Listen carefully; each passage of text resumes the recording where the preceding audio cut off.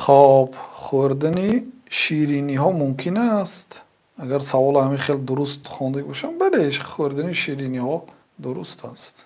الاصل فی الاطعمه الحل، اصلا طعام ها حلال است مگر آن طعام هایی که شریعت آمده حرام کرده باشه. مثلا خوک نخورید گفت، عرق نخورید گفت، خون نخورید، خود مرده نخورید گفت، نام به نام گرفت. یا اینکه پیامبر صلی الله علیه و سلم صفاتاش بیان کردن.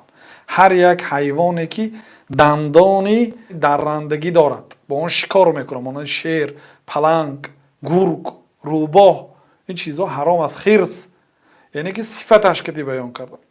قرآن یا سنت با نامش مانند خوک با نامش حرام کرده بود یا با صفتش.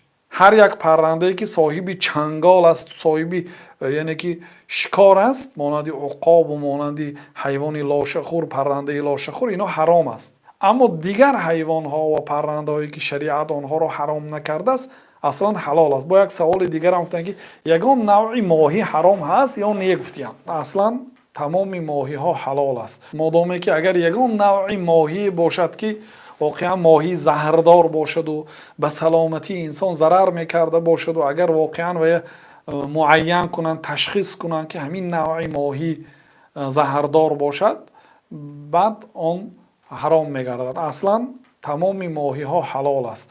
و این سوال دادن که ماهی را در بلاد کافرها خوردن ممکن است؟ آنها شکار کردن. بله، ماهی چی ندارد؟ ذبح ندارد.